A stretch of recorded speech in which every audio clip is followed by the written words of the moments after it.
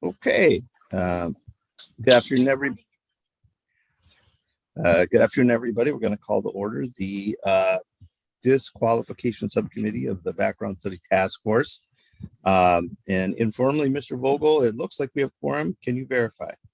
Yes, Mr. Chair. We have Ms. Evans, you, Ms. Kaser, Judge Kulik, and Mr. Page, who I'm seeing right now. Actually, Ms. Evans just dropped off, but I did record her as present. So I'd say we safely, there she is, in fact, in the waiting room. So yes, we have a quorum, Mr. Chair. Great. And if other people join, we can note it for the record. So we're going to move forward just quickly as a little bit of housekeeping. Our September 20th meeting minutes were posted on the website by Mr. Vogel. If anybody had a chance to review those, if you have any concerns, questions, additions, now would be the time. And does anybody have any concerns? Seeing no hands raised, we're going to adopt the meeting minutes as posted by Mr. Vogel. Thank you all so much. So I think, we've had a few meetings where we've been going over a lot of things. We went over, we started going through the list of disqualifying crimes, whether they be 10, 7, 15 or permanent, and then seeing how they would fit into the structure of the 5-year and the permanent.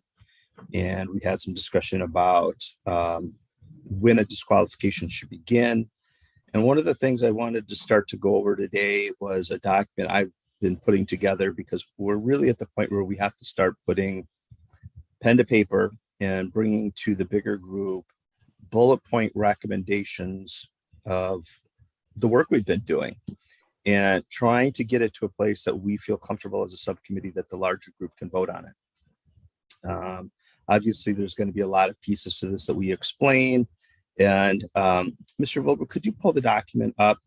And there is certainly nothing magic about this document. But the idea of it is, and this is a rough, would be to start adding some structure to the work that we've been doing. And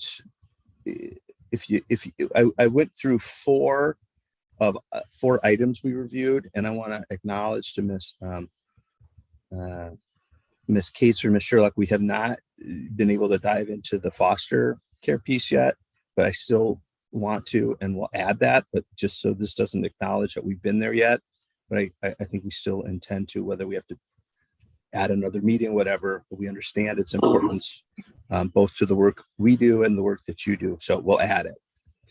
But since we hadn't done it yet, I just neglected to put it in.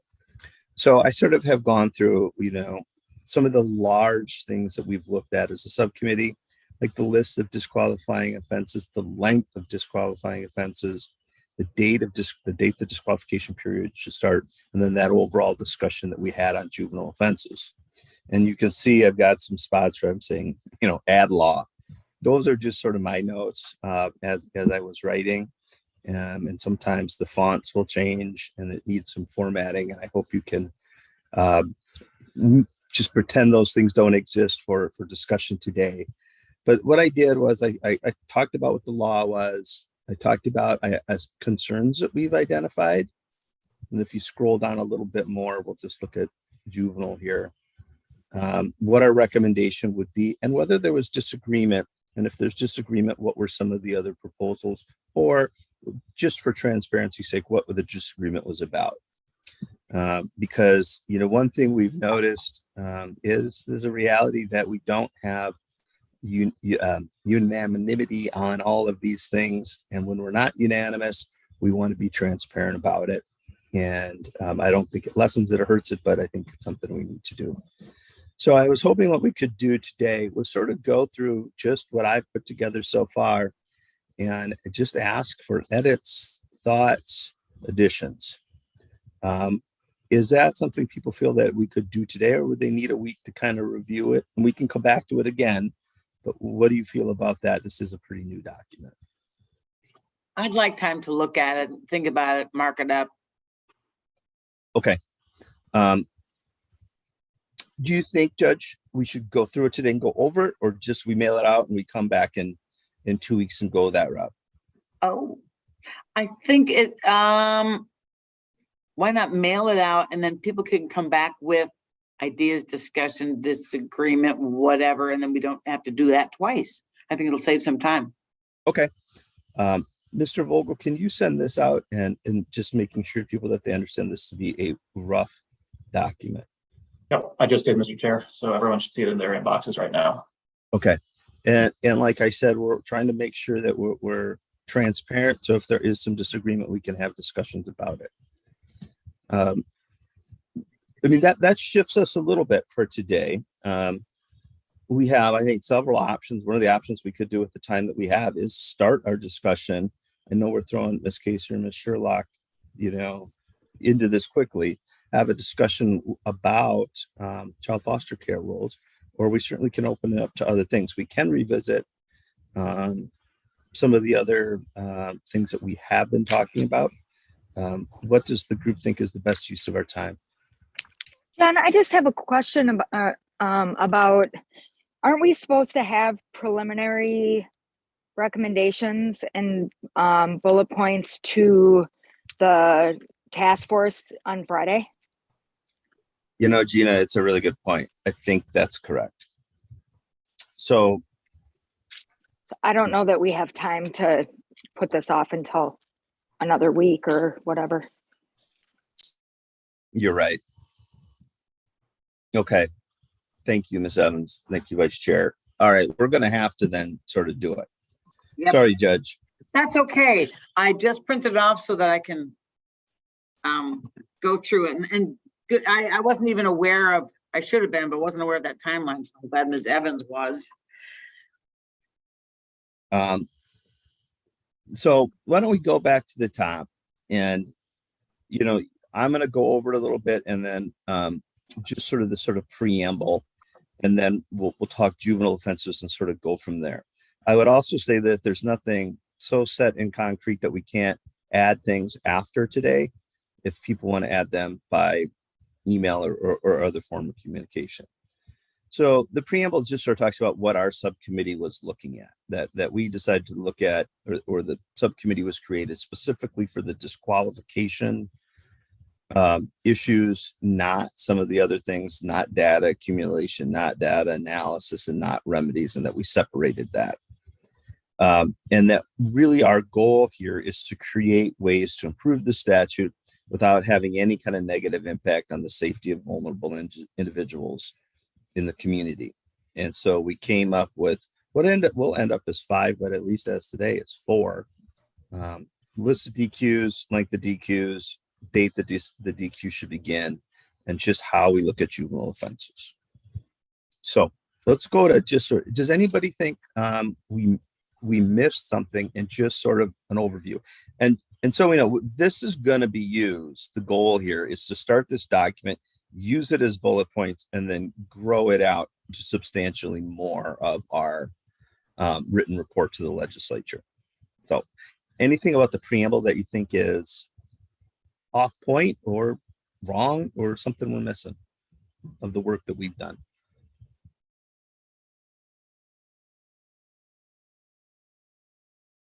All right, it's perfect. I love it. All right, let's go to juvenile offenses.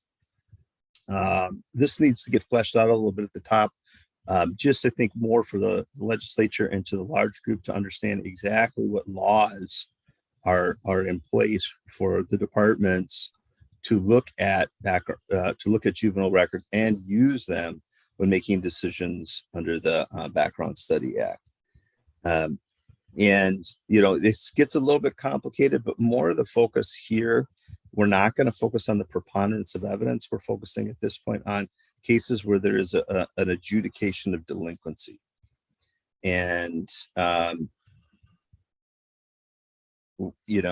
under the statute, whether a person is adjudicated delinquent for an offense or it's a adult offense, there's no benefit. It doesn't change the way you look at it just because the person was a juvenile at the time. And obviously it doesn't expire when the individual ages up and becomes an adult who's no longer a juvenile. Yes, Judge. The very first bullet point, about that under, after concern. Yep. I think it's enough to say that, under our law, juvenile adjudications are not criminal convictions. Because to say that adjudications are not by law criminal sanctions, the sanction is the punishment, the adjudication or conviction is the status. Got it. So, yeah, I just don't want the word sanction to be misused. And it's enough to say, under our laws, adjudications are not criminal convictions, period.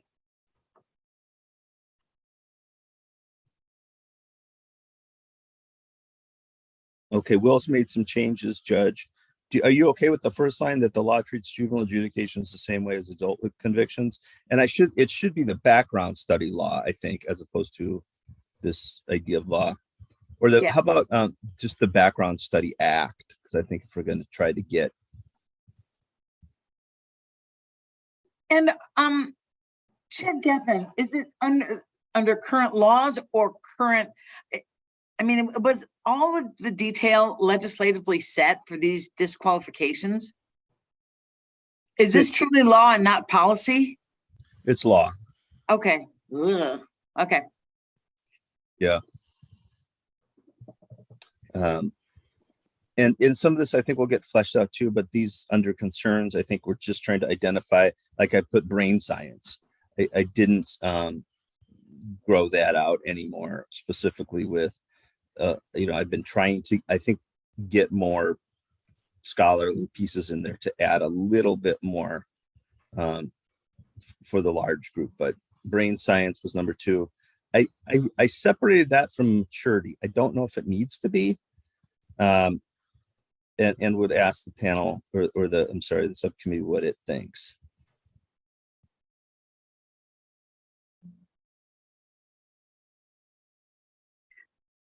I think they're very similar because we think, what is maturity?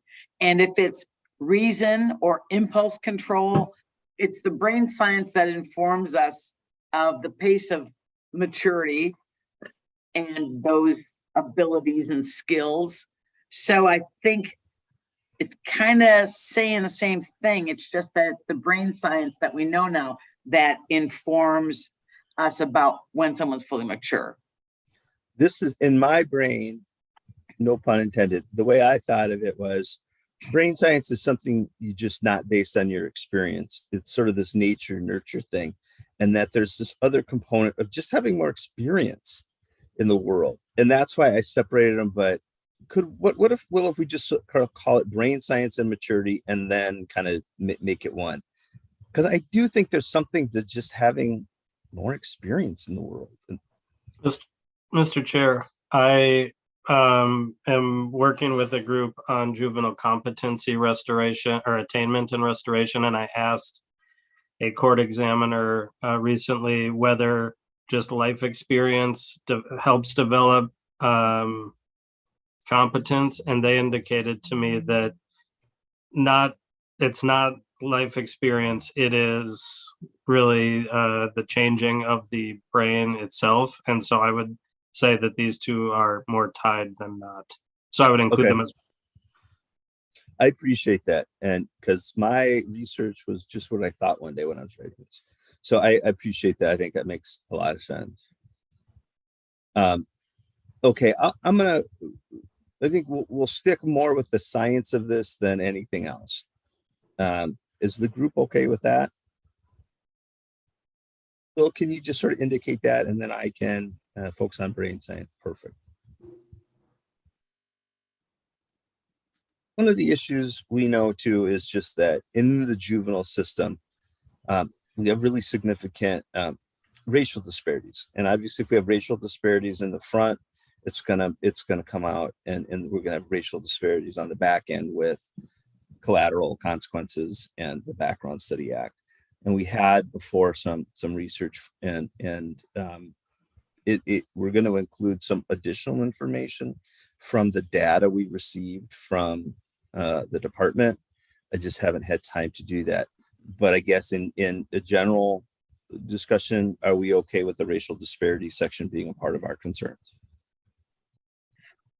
I really am, because we know that poverty leads to child protection cases. A foster care system is a pipeline to juvenile delinquency, is a pipeline to adult criminality, which is why 80% of the inmates in our prisons were in foster care. So you bet. And that's all, there's a real strong tie to oppressed minorities being stuck in poverty and things going south from there. So I think it's really important. Appreciate that. And actually, when I was looking through the juvenile code, and I was poking around for some other pieces, this little blurb 260B.002 was really accepting there's some concerns at the legislative level regarding the racial disparity issues within the juvenile system. And so even I think we could even caption this as that our recommendations are going to be consistent with other legislative goals, which are to reduce disparities in our juvenile system. The next one was, I think, comments made by some people that there are some juvenile cases that are severe and may require exclusion from vulnerable adults. The last one I put up was just that the process for juveniles is different. And I don't know if this is duplicative of the first one, which is saying these aren't criminal matters, but also just, I don't know if we should tether them together or this is redundant. I'll defer to the group, but there are other parts to this process that are different. You got kids, there's no trial by jury. The focus is on rehabilitation. Is it enough that we just say they're not criminal matters, or what does the group think? I think it's enough to say it's not a criminal matter and an adjudication is not a conviction, because sure, the juvenile process is different than the adult process. It's better, frankly. Yeah, it's agreed. More geared toward rehabilitation. We have a lot more resources to bring to kids. Sometimes trial by a court when it is maybe a disturbing crime. It's better heard by somebody who has seen that and is not going to be emotionally affected and have that cloud their judgment, like arguably a jury might. So yes, it's different, but I don't know that that's an argument in favor of anything necessarily. Thank you, Judge. Ms. Kaser. I actually have the opposite opinion. I think it would be helpful to flesh that out and explain the differences, because I don't think everyone is as familiar with how the juvenile justice system works and how that process can be different. To sort of really point out that we're treating these equal, even though this process is completely different for juveniles than for adults, but yet in a background, they're treated the same. And I just think that argument could be really powerful. Fair point. Yeah. And what I was thinking in this case too is we're starting with the bullets. I think if we combine them, maybe I'll flesh it out a little bit, but then when we do the bigger report, we're going to go through all of it. I think for the bullets, we'll add a little bit. Are you comfortable with that, Ms. Kaser? Does that make sense? Because I agree. I think, we have some. Yes, I'm comfortable with that. Yeah. Okay, let's do that. So, Will, would you sort of just move that juvenile process is different and sort of include it in that top one? And then we'll add more later, but for now, we'll just that will, I think, indicate that the two are connected. Mr. Vogel, could you also zoom in on the Word document at all? The text is a little small on my screen. What, Certainly. you don't like 8-point font in your data? Help us, Mr. Page. That's much better. Thank you. Definitely, and thank you. Should I put this as a separate bullet point, Mr. Chair? This is perfect. Okay, Well, sounds good. is Miss Dawson here by any chance? I don't believe so, Mr. Chair. She's going to put together the recommendation section. We don't have that yet. Once we have it, we can disseminate it and add it to the discussion on Friday.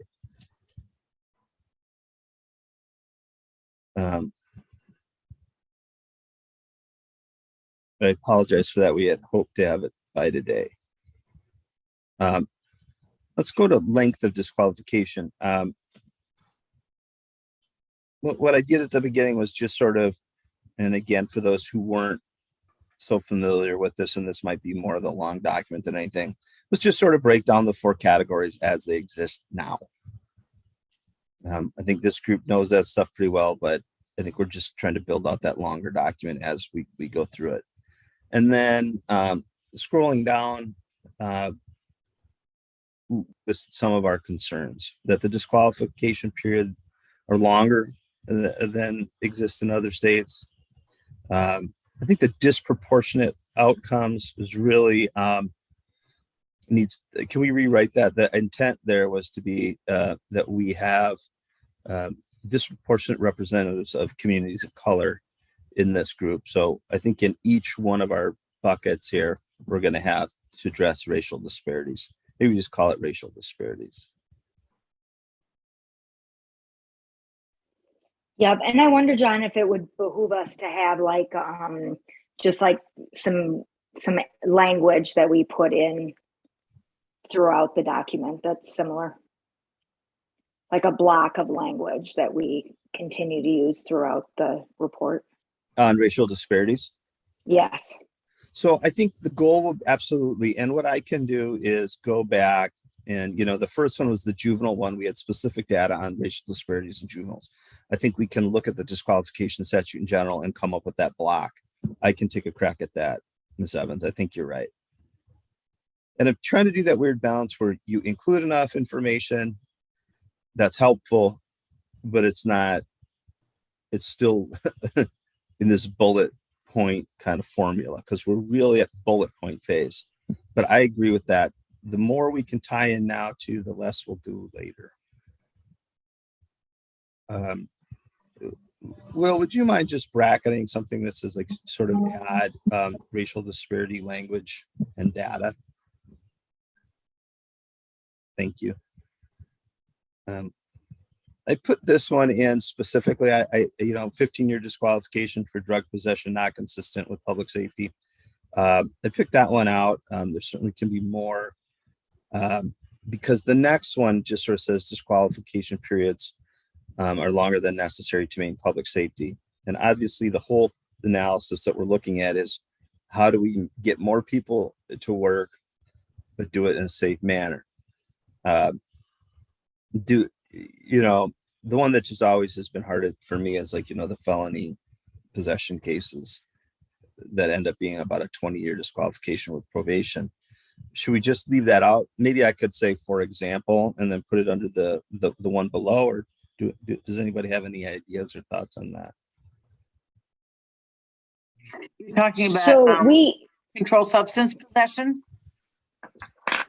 So I think the big thing is that we have these disqualification periods that seem significantly longer than necessary and that aren't really connected to public safety. So like a misdemeanor being 7 to 10 years, depending, it just doesn't seem, without a subsequent offense. I think the controlled substances really make a great example of how nonsensical the current law is.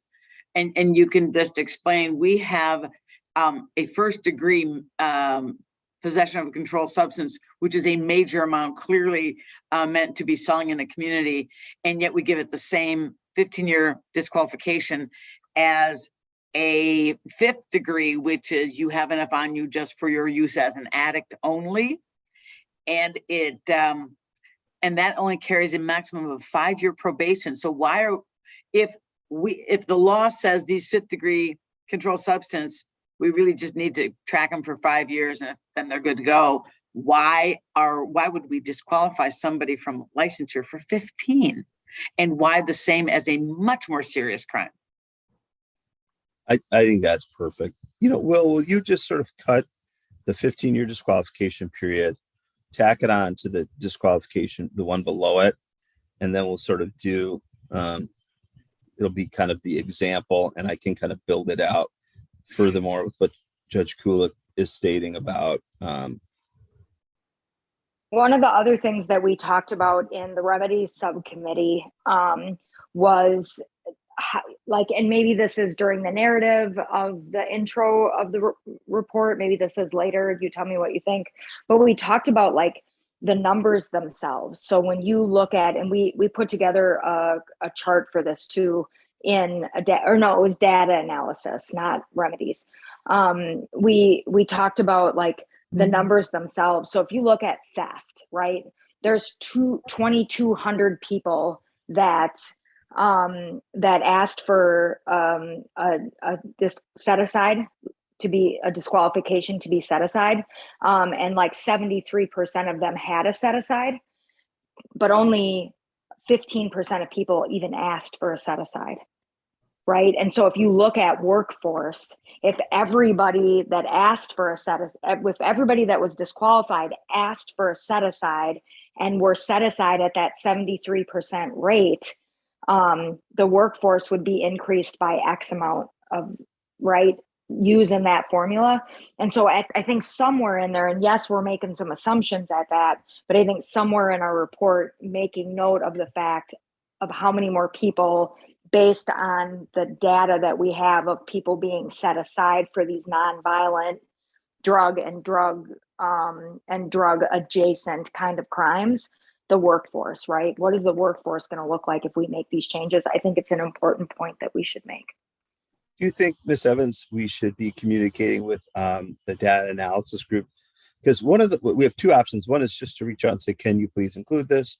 The other one would be to wait until Friday and see if they've included it, and just because I think on Friday we might recognize some overlaps, and we're going to recognize some gaps. I think we can do it either way. We could just put a note in and say, Yeah. This could be a place we might put that, or it could be in an intro or narrative or whatever, but you could put a note in there, Will, that just says might be a place to talk about potential additions to workforce or whatever, something like that. And then we can just move on, just for sake of time. I like that. Some other concerns I put in were how our current statutory structure exceeds federal law, specifically Adam Walsh. I see Ms. Sherlock's hands up, so I'm going to just divert real quick. Ms. Sherlock, please. Thank you, Chair.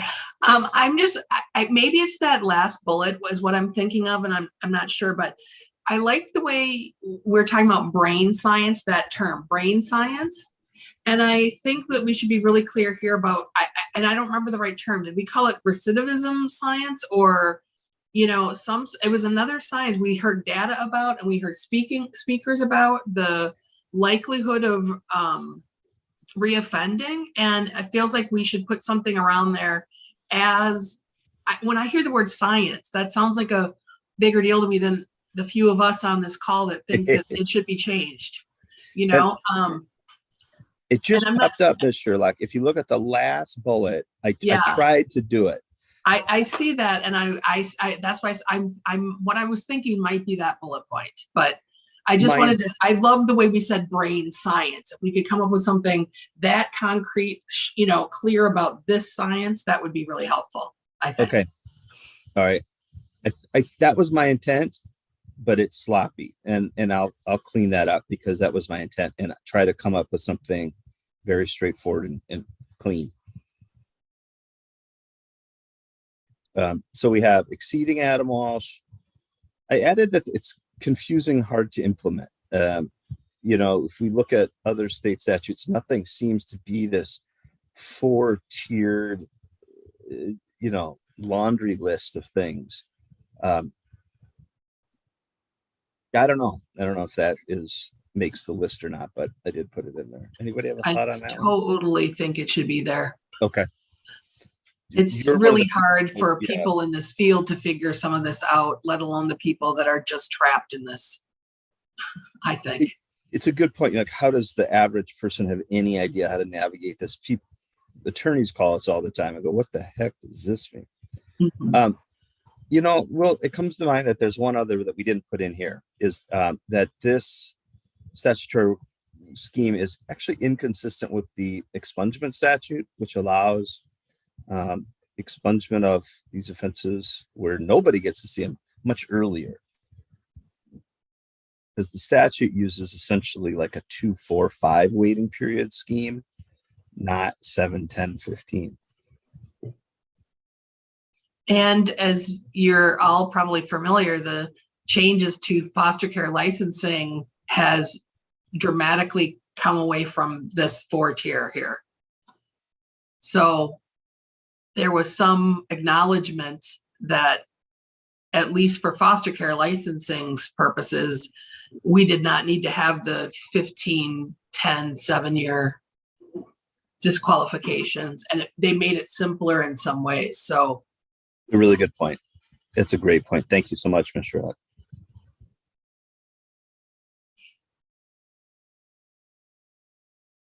All right. What did we miss as concerns just with the waiting periods on the disqualification statute?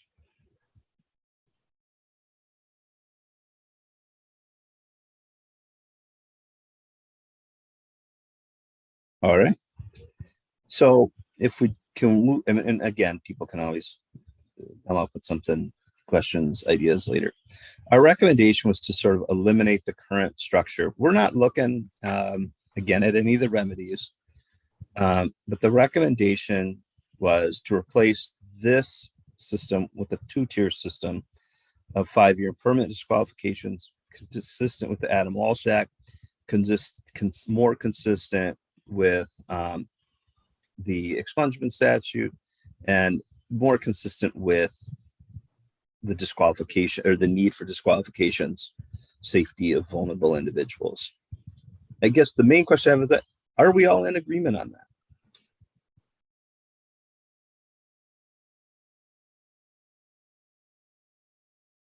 Anybody disagree with that structure?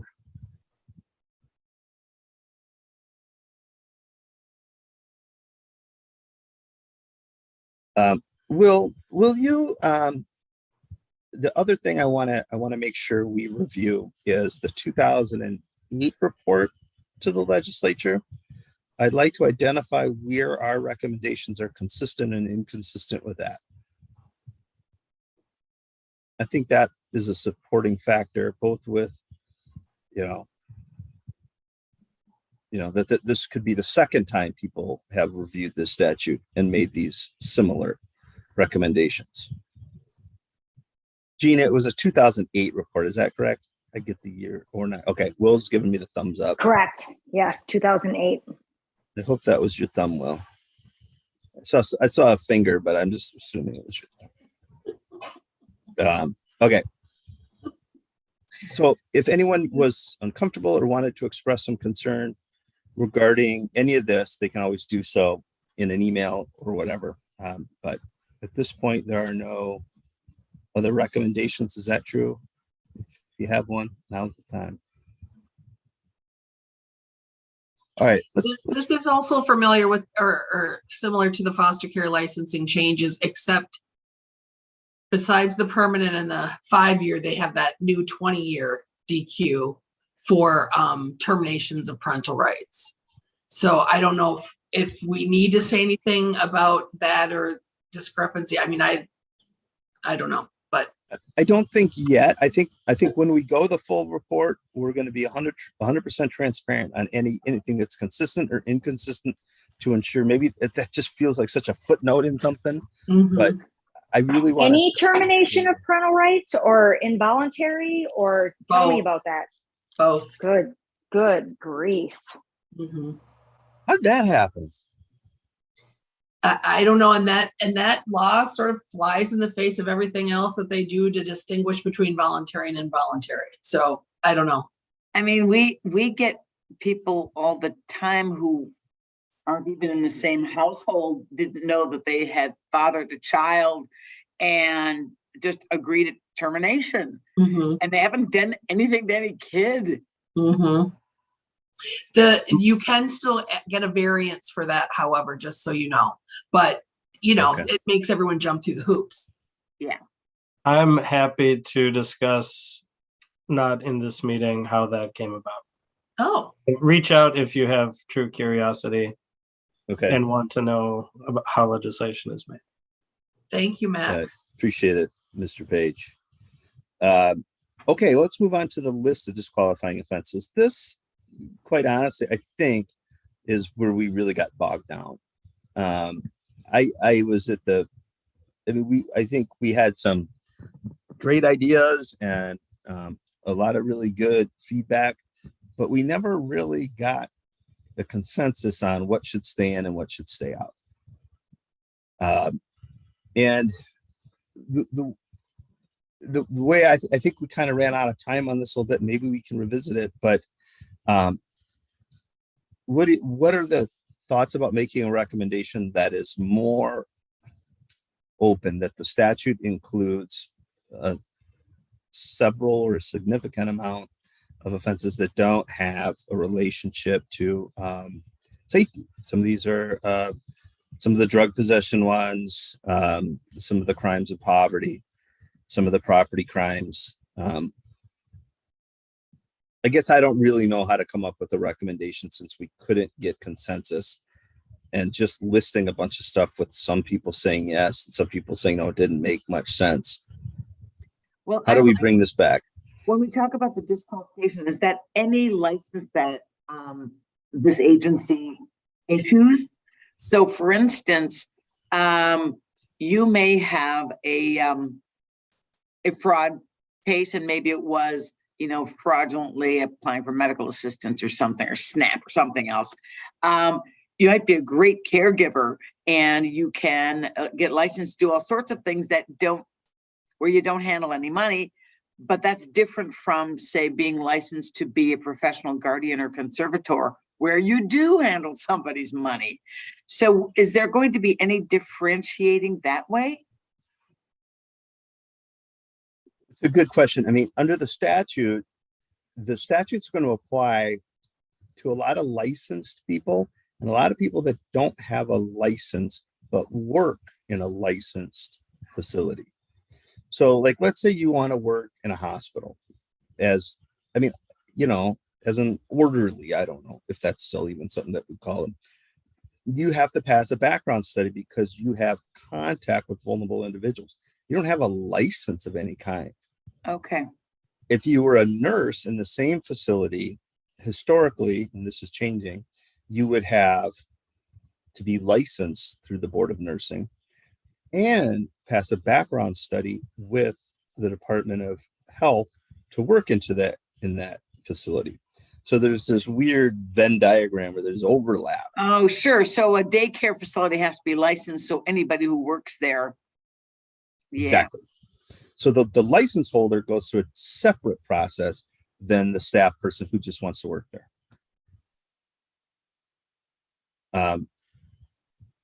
And the way the law is written now is they don't look at your job at all. They do at the reconsideration or the set aside level. But if you apply for a job, then right now you'd look at what the conviction is, how long ago it was, and you're done.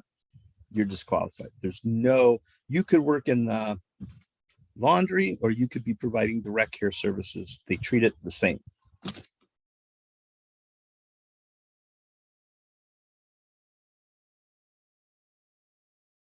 So what do we do when we don't have consensus on the list?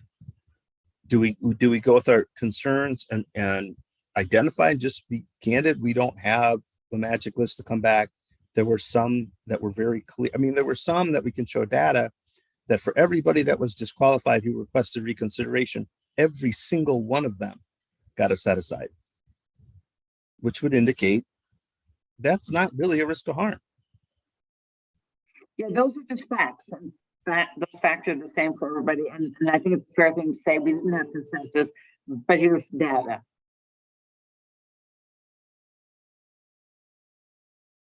Anybody else Yeah. have ideas? Mr. Yeah, Chair. Ms. Sherlock, Mr. Page, please.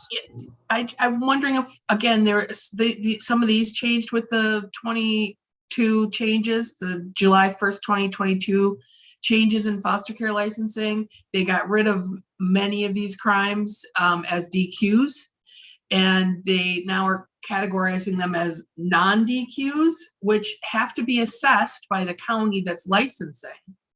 But they don't require a variance or a set aside from DHS. And so at the very least, it seems like we could make recommendations that follow that line if we don't have a lot of disagreement. I know we spend a lot of time going crime by crime by crime. And I wonder if at least we could start with what DHS has already, what law has already passed for child foster care licensing. Can you add that to a concern, Will, that it's inconsistent with the new child foster care rules? And then can you add a bracket there that we just need a quick comparison to exactly what's different? So Ms. Sherlock, Mr. Page, Ms. Kaser, does anybody have like a cheat sheet on that? What came off exactly? I may. I will. I've seen what DHS sent us out. They sent us an Excel spreadsheet thus far, but I think what might be really helpful is the bill language that will show this, the strike through and the underline. Agreed. I don't know if I still have that, but I can look to see if I do. If somebody could help track that down, I think that would save us a bunch of time. If I can not, track, oh, sorry. please, Will. I can track that down, Mr. Chair. Don't know if I can get it done during this meeting, though. Would you like me to prioritize that? If you could, but I don't think you need to do it in this meeting, Will. Okay. First of all, I can't believe you could do that, but that's impressive effort. Not saying I can't believe you do it. I just think it's amazing you could do it. Mr. Page, did you have something? I was going to ask if it is sufficient for our purposes here to say that generally speaking, the subcommittee believed that in the recommendation section, generally speaking, the committee believed that property crimes should be 5-year, person crimes should be permanent, and that I had one other thought to put as just a general misdemeanor and gross misdemeanor should generally speaking not be disqualifiers, or should be 5 years, but should not be permanent. Just like to outline some of the efforts that because we spent a lot of time creating those distinctions and discussing them. And I just wonder if it might be appropriate for a couple bullets to describe that. The only other thing I would say about that is when we talk about what might be reasonable in terms of what's politically acceptable is given recent high profile news items. I don't know that theft or, some of the things we labeled poverty, crimes of poverty, such as stealing public funds, would necessarily be accepted as such. And I'm referring to Feeding Our Future and the money that was stolen there. So that's could we say theft of public funds under 246 million? Yeah, there may be a way I know you're saying to say that, but yeah. Mr. Page, I agree with what you're saying. I think that's what I want to find a way to do is encapsulate some of the good work that we did and the distinctions in a way that we can all agree to it. And I failed. I couldn't write it. Is anybody able to try to get together a paragraph, 2 bullets on what they think that is? Because I was having a hard time.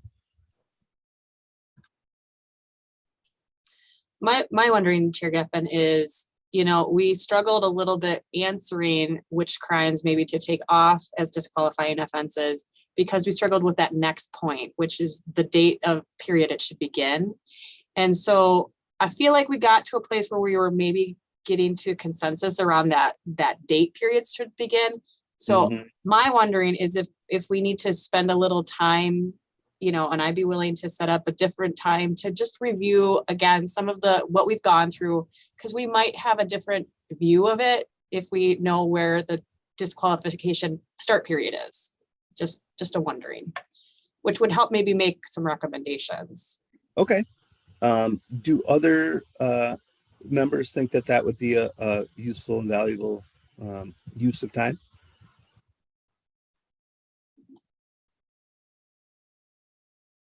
Well, let's do it. Let's see if we can do that. What I think we should do, Ms. Kaser, if you're okay with it, is let's finish this. We might have to, just for Friday's sake, come up with a couple bullets to talk about. I think just being transparent. We think that there are, the list is too extensive. It doesn't always represent a safety issue. We're continuing to work on those and hope to have bullets soon. Does the group as a whole think that that's satisfactory? Okay.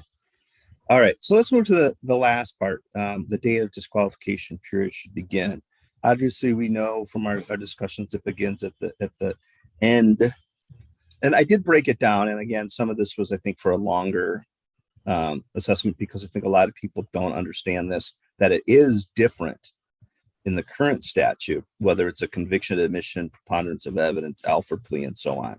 So this sort of breaks it down, all the different ways it can be. Conviction, it's going to be when the sentence is over. Admission, not a conviction, it's going to be the date of admission. Preponderance of evidence, it's a kind of a weird one. It's either going to be the dismissal of the charges, if charges were ever filed, the date of the sentence imposed, or the date of the incident, whichever one occurs last. Alford plea, the date the Alford plea is entered in the court, which is interesting. You know, if everybody entered Alford pleas, they'd shorten up their disqualification period by a significant amount of time. So it could, because it doesn't require you to go to the end of probation. Non-conviction judicial determinations begin the date of the court order. Some of the identified concerns: the use of the end of date leads to unfair, unequal results. We've talked about these COVID, long probationary periods, exercising right to trial. It's not based on your conduct, it's outside your control. Some of this is a bit redundant, and I can trim it up, but this looks like something I wrote later in the evening. But it's just fleshing it out a little bit more. And what I understood of our recommendation was going to be that we're going to use the date of the offense. I know that wasn't unanimous. I know, Mr. Page, you had some thoughts on that, but I mean, what does the membership say? Do we think it should be the date of the disqualification? I mean, the date of the offense? Is that where we want it to start? Is that our recommendation? I support that. My vote would be to mirror the child foster care statute, which is what you, I think, it's starting to describe. It depends on whether you're committed to the Commissioner of Corrections and whether it was a conviction or a finding of preponderance of the evidence. Mr. Page, what if we had, and I'm just talking, if we had a statute that said, you know, if you're, it begins the date of the offense unless you're committed to the Commissioner of Corrections, which then would be the end of the sentence. That I think is more consistent than just using date of the offense. And that's kind of what I'm looking for here, is consistency. So that would be, yeah, that would be preferable.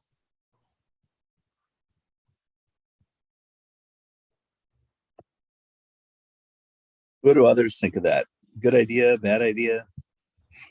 Well, it's kind of a nice hybrid. You know, I support date of the offense. But for those who are committed to the Commissioner of Corrections, that's because they have enough criminal history score to get them there. And that's a different population. And so I think Mr. Page's idea is great. And if it's consistent with the approach that's being used elsewhere, that's great too. When you guys were putting the child foster care stuff together, using this notion of when a person becomes under the control of corrections, was that something that you guys came up with? Was it used in another state or another area? Where did it come from? It was something that we created, Mr. Chair, kind of out of the blue from what I remember, and it attempted to reach a compromise between those that wanted to use date of the offense, those that wanted to use discharge from sentence, which was a lot of the cases that we were seeing, and carved out a nice middle ground, trying to recognize that people who are committed to the Department of Corrections don't just necessarily emerge from prison and have a secure place to stay that's appropriate for children. Whereas that is something that can be acquired while you're on probation without a committable sentence. I mean, like selecting the crimes, it was more of a compromise and appeasing parties that viewed the statute very differently. So, this group seems to be much more single-minded, but getting this group to agree is different than getting a group of legislators to agree, is what I would say. I agree. Yeah. What about those drug cases where you got some people in there? I'm just trying to process it. If it's a 5-year and you get out and you're just looking for 5 years of somebody unsupervised doing well and staying clean. Gina, are you still with us? I am.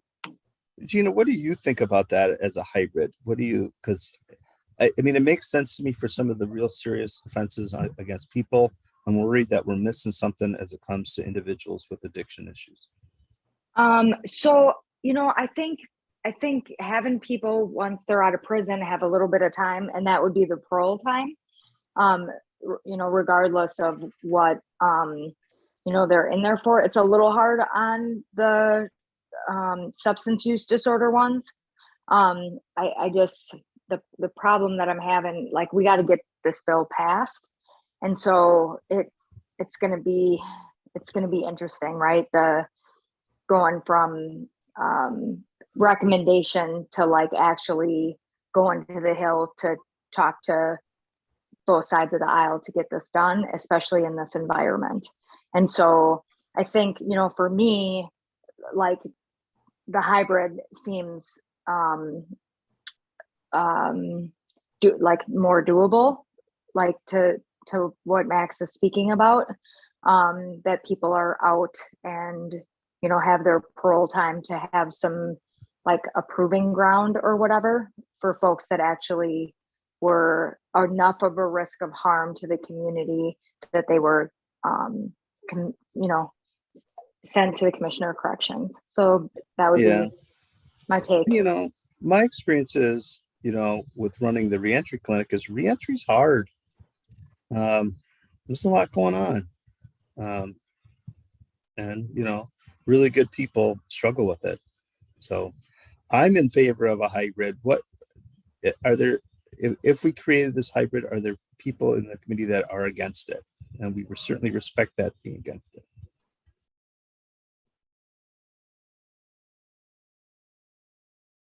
Why don't we do that? Well, why don't we create this? I'm going to try to tweak the language. Mr. Page and others, I'll share it with you. I want to make sure that we respect people's time today, but write it in a way that is consistent with what we've discussed. And Mr. Page, I'm going to look at the child foster care language to poach from that a bit, and then but use some of our language with date of disqualification period and date of offense as the beginning, because I think that's, for the reasons outlined above, makes the most sense. And I'm emailing you that language right now, Mr. Chair, just so you don't have to go looking for it. Oh my gosh,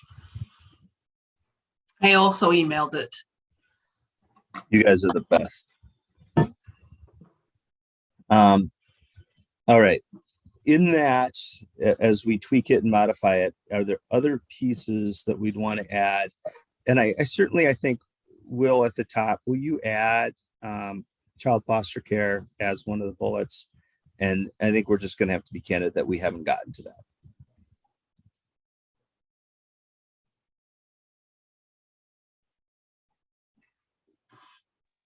And I would just ask that before we get done with the meeting today, that we set up an additional meeting in the very near future to talk about that. The Ms. Kaser and Ms. Sherlock have been very patient, and I want to make sure that we spend the time on that issue that it deserves. Do you think that, so we need 2 meetings coming up. One is going to be looking at this current structure that we've created on when the period begins and ends, this qualification period, and then going back to look through the list. That's one meeting. And then we need to have the second meeting with Ms. Kaser and Ms. Sherlock and Mr. Page kind of leading the way on the child foster care. What do you guys think about adding one meeting next week and then keeping our next meeting in 2 weeks and devoting that one to one of those 2 issues? I don't know if it matters which one goes first. Do you think, Vice Chair Evans, is that a timely enough resolution or? So here's the problem with that. We told people we were going to have the recommendations to them on Friday to be able to bring back to their prospective agencies like Max, to be able to bring back to the Minnesota County Attorneys Association to be able to get some sort of yay or nay. And if we don't have all of the information to give to them to bring back, then they're going to have to do that a second time. So we're running up against some deadlines that make what you're talking about not really feasible, John. All right, what's the recommendation then? What do we do? I mean, I'll just say I'm fine with the chair's suggestion. The organization, well, I'm here representing a number of kind of amorphous bodies, but the primary organization I work with, the County Attorneys Association, meets on Friday after our meeting, and they won't have time to review whatever we put out on Friday. So we need at least a little more time before I can get feedback from them. What if we shoehorned in 2 meetings next week and finalize these last 2 pieces? It's not Friday. We can get the subsidy, the vast majority of it on Friday, and then the rest within a week. Yeah, or could we maybe just do one longer meeting? I'm fine with either one. What does the membership want to do? Either's good for me. One long one or 2 back to back.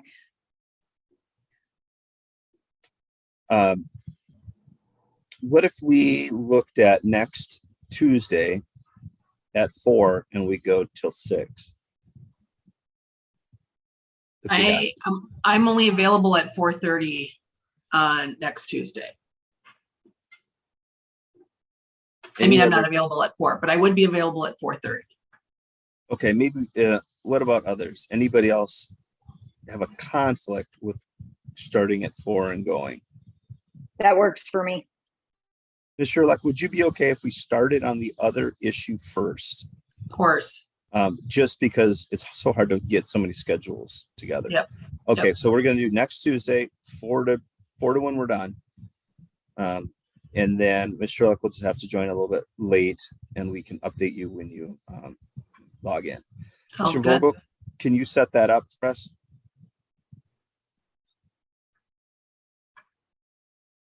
I'm Yeah, sure send out an wherever he invite is, right he's after this, Mr. working Chair. hard. And maybe just send out this document one more time, well, since we've made some changes.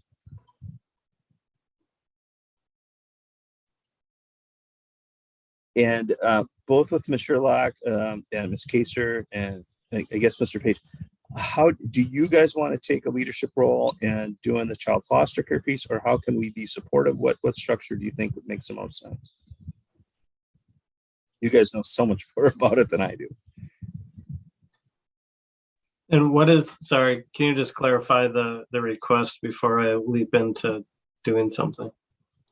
Well, just we've identified it as an area that needs continued review, and I think we want to look at it in light of what's happened and what's recently been enacted, and whether or not this subcommittee is recommending changes to the child foster care component of Background Study Act.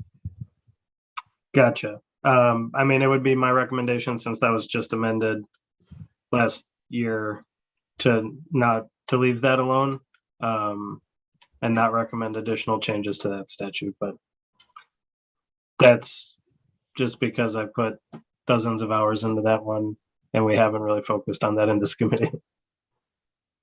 How about you, Ms. Case or Ms. Sherlock? What are your thoughts on that? My understanding was there were concerns with it, even with the changes. Well, there are certainly concerns, Mr. Chair. I don't want to say that there aren't. I mean, the thing is, it was just such a compromise, and that's what a lot of those dozens of hours was doing. And I think the considerations for providing foster care and working in some of these institutions are just different. We used a different lens entirely, and so that's why I'm hesitant to suggest changing it, even though I think there would be good points of change. But I defer to Ms. Sherlock on her thoughts. I'm also interested in hearing what Ms. Kaser has to say, but I guess I would say, boy, I think it could have gone farther than they went on July 1st, 2022, but I also think that they've made great attempts to make improvements. And I do wonder if right now is not the time to make further changes, but to let this set in and see that, the sky doesn't fall when we've made these changes, and then make an attempt to go back again. That seems like that might be the political way to handle this. I'm wondering, I guess. Well, I respect, that we don't want to kind of upset the apple cart. I also think this is the opportunity, because this subcommittee will end, and we can always make a recommendation. Doesn't mean that the legislature has to listen to it, I guess. But maybe pointing out some things for consideration for additional changes, even to that part of the statutes. And maybe, I don't know, Ms. Sherlock, if we could speak to in the next meeting, just some on the ground, how this has been implemented and the challenges that have come from it, that might help give some context to why we would maybe want to make some additional recommendations. I'm up for whatever we think we can and should. I'm not trying to say that we shouldn't make a recommendation, because I don't think it will go anywhere. You're right. This is the opportunity, and there's been some attempts at some changes in previous years that have gone nowhere. So this might be our best opportunity to try to say, this is great what passed, and it actually passed in 2021, but what changed in 2022, but here's where we can make some other improvements. I'm very willing to kind of roll up our sleeves and try to figure that out too.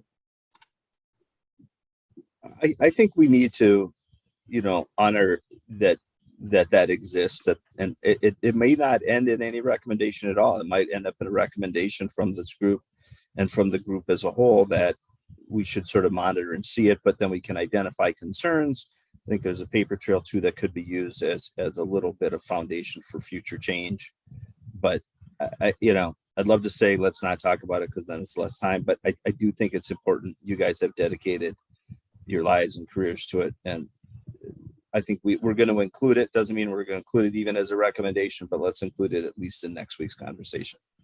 So the first hour or whatever, we're going to focus on, now that we have a structure for when disqualification periods begin, what offenses go where, and whether they should be a part of, should they be gone, and where should they be.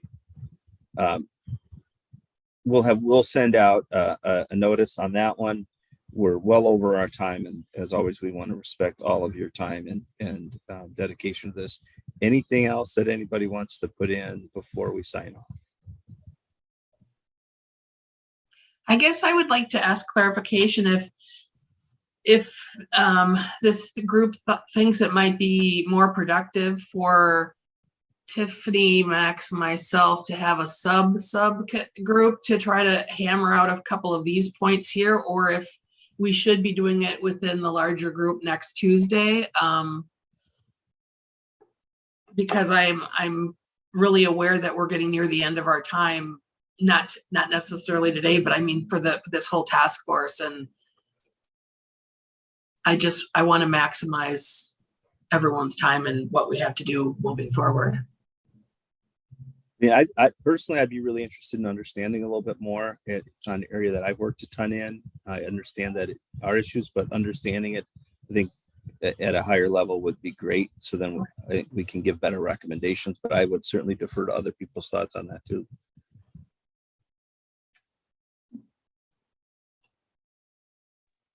Yep, I agree with Chair Geffen. Like, I don't feel even helpful because I just don't understand it well enough.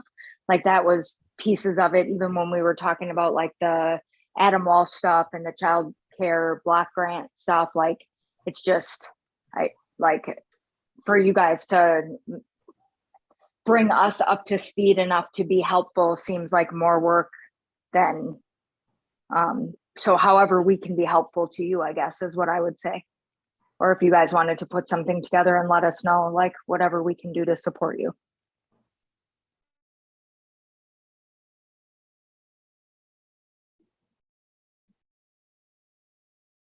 Yeah, and I mean, if you guys want to have some conversations, that's fine. I think getting us up to speed would be great.